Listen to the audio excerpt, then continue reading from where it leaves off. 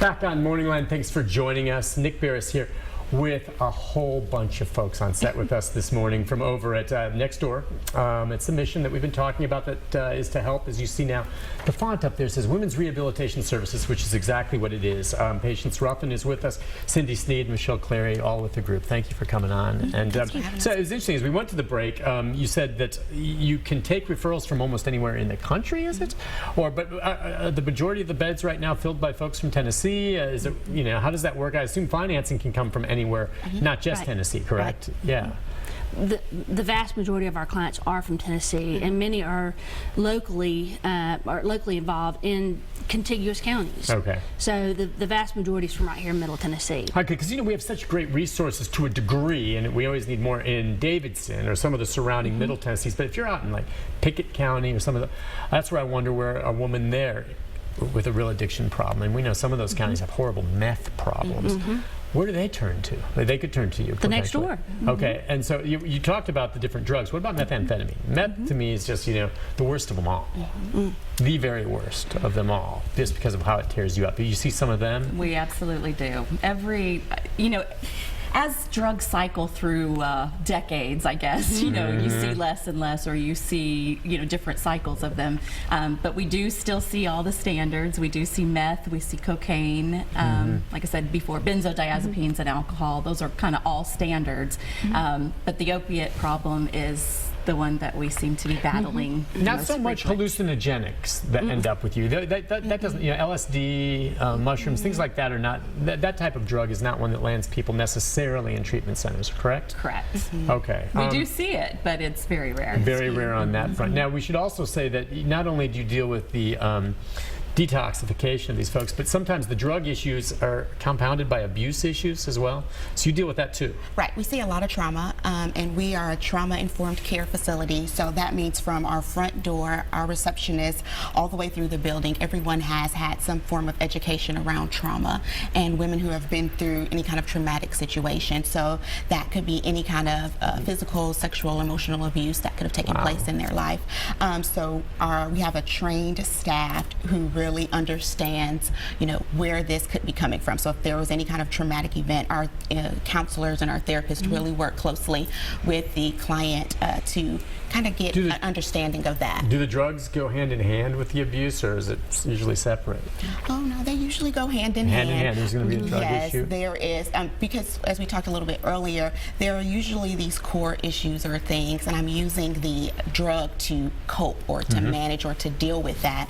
And so usually especially when there's a childhood trauma, I would definitely say that, the way to cope and deal, because I haven't learned how to manage that shame or guilt that I might be feeling, I use the substances. And we see that kind of cycle through into their adult life. Now, granted, of course, we see women who have experienced trauma older in life, not just in childhood. Sure. But trauma is usually one of the key things that we see with our women that has brought them into our services or got them started on their addiction or their drug use. Let's take a call from Chelsea. Hi, Chelsea.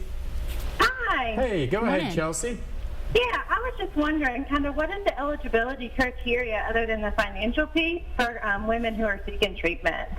Okay, thank you for your call. Yeah, how the eligibility, do they have to go through, if they fill out an application, what do they do? They have to be a woman. A woman, okay, we clarified that, a woman. We love that question. That is the eligibility. Okay, that's essentially it. Is there a financial threshold where you have to, it doesn't matter how much you earn? No. Okay, so. I know, it stumps people. Okay, and then if someone has the financial means to come to you, are they getting the treatment free, or are they going to pay for it? So we, like Cindy said, we have a diversity of funding. So a lot of times a woman, if they have the financial means, they'll self-pay. They'll say, hey, I need this, I want to change, I want to be different, and they'll self-pay for it.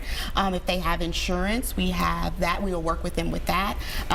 We, like TennCare, doesn't matter. We will figure out how to make that work. So usually, if you have the funds, if you don't, you can come into our doors. Find a way, what you can afford to make it work. That's right. And someone can, does that kind of answer your question, Chelsea, or specifics? It sounds like it's open to anyone as long as you're a woman.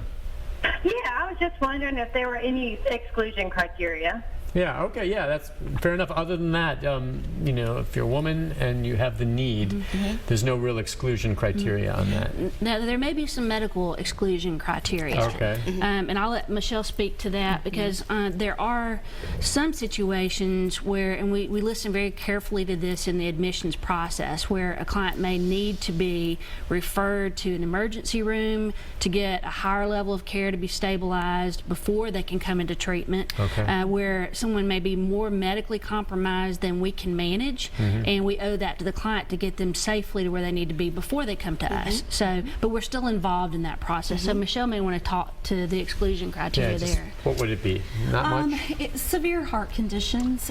We want to make sure that they're stabilized, that they have been followed up by their cardiologist or their primary care doctors. If there's an uncontrolled seizure disorder, because some of these detoxes and these withdrawal symptoms can cause further seizures, we want to make sure that if they've had an underlying cause, that that's controlled, that they've had some treatment either at the hospital or, again, had treatment from their primary care or neurologist. There are very few things that we don't accept. We will work with you. We will try to get you sent out. As far as pregnancy goes, we will take you. We would like for an OB to have been involved to refer you, but if you don't have one, we can find one for you. Gotcha. And with the medical treatment, I understand, is unto itself the counseling stuff. Is there a faith-based aspect to this at all? There is, actually, and that's a part of the mission. It's who we are. It's what we do. It's why we do what we do, and we believe that goes, you know, it's hand in glove with addiction rehabilitation, because even with the 12-step, understanding that your life has become manageable and you have to have a greater understanding that you're not alone in this world. And the 12-step movement, along with our faith-based mission, very much makes sense to our clients, because they're also, you know, this disease of addiction is a biological disease. It's a physical disease. I mean, it is an emotional disease. It is a mental disease. It is a spiritual disease. It's a family disease, a community disease. I mean, that's why addressing, patients mentioned earlier, a holistic way of caring for someone is recognizing that, you know, every person needs a little something different, and giving them the opportunity to be exposed to multiple pathways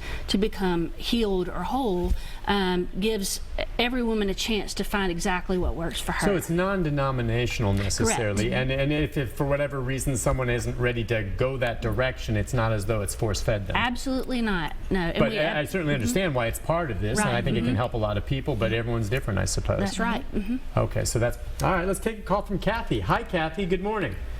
Good morning. Good morning. My question is, how do you convince someone that they need help? I'm watching these ladies, and I'm thinking of someone specific, and she doesn't recognize that she needs help. Could I bring her there and just have her meet with this team? And how would you even get her there, though? What would you tell her? Maybe they'll have a suggestion. Well, I'm just curious, Kathy. I mean, if you wanted to bring her, I'm sure if you got her there, they could talk to her, and I'll let you answer in a sec. But I'm just curious, how do you think you'd even get her there? I guess that's the advice I'm looking for. Right, exactly. So someone that she needs this help, and that this is a safe place. Yeah. Hey, thank you for that. That's great, because I know sometimes, you know, the women maybe have no choice because they've been busted, all right, and they're in trouble, or they get sick and it's really bad. But maybe there's someone like she knows. I think we all maybe have someone in mind that maybe could use a little help, that's lost control of the opiates they're taking. How do you do it? Do you trick them? Do you say, come on, let's just go meet? I'm gonna let you handle this. What do you do? I mean, because if they're just because if you come right out and say, hey, let's go, I've got a rehab place, we're going to take it, they're not going. Right. So what are you going to do? It's very difficult for someone to admit that they have a problem. That is a difficult thing. And they maybe have been living in that denial for a very long time. And so we understand that, you know, change is a process. And to get someone to move along that process takes a lot of convincing. We'll use that word. So a lot of times what we kind of do is talk about that decisional balance kind of thing, right? Look at those, you know, the inconsistencies, right? How is it affecting your day-to-day? How are you managing? So you're trying to convince them. You're going to point it out to them. You're about to get fired from your job. You've missed your mortgage.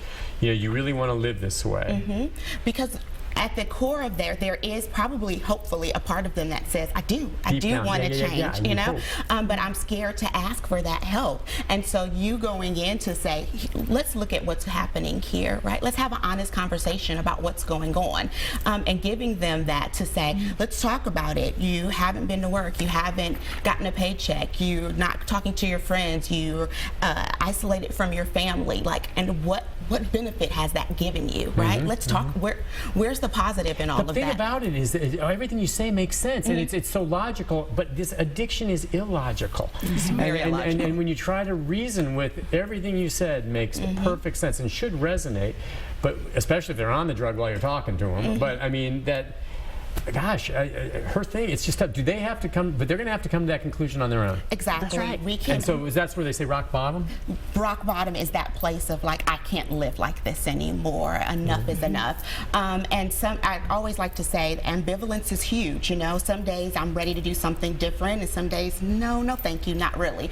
And so sometimes it's where you kind of catch that person on that day. And so you never know, that day you're having that discussion, they just might be on that side where they're ready to change, and that's that moment you pick up the phone and you call us and say, let's get that person to and can you get them? And by the way, we'll give out your hotline number, I think, and you guys can pass that to me at the end of the show.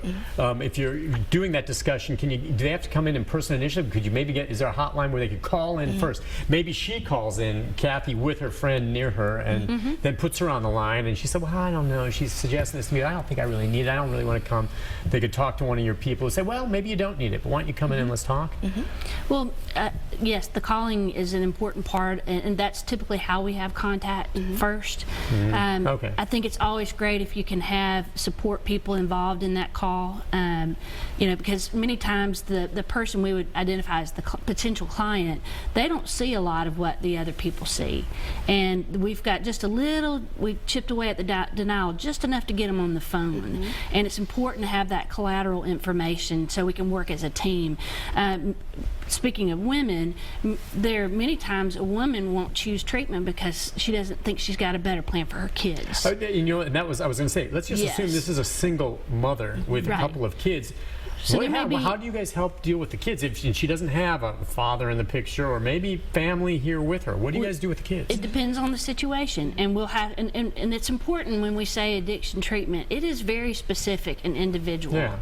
And well, what would the options be then for a woman like that? The options would be working with community agencies, so that the child or the children could be safe, and the mom could know that they're safe while she's seeking treatment. They can't stay with her at the treatment facility? They cannot. This is our focus is really on helping this woman, this person, become healthy and whole again, so she can then go and, as Patient said earlier, fulfill all of those roles, including being a great mom to her kids. You know, so interesting. One of the reasons why women want to get clean is for their kids, and one of the reasons they relapse is the stress of managing the day-to-day with their kids. So that's another reason why women-specific care and understanding is an important part of the context.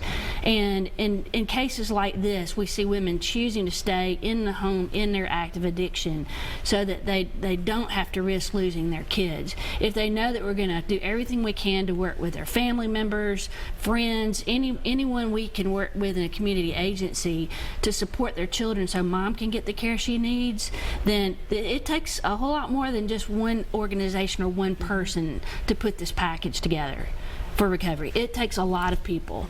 All right, let's take a break on that note. Back with more calls in our final segment right after this. Stay with us.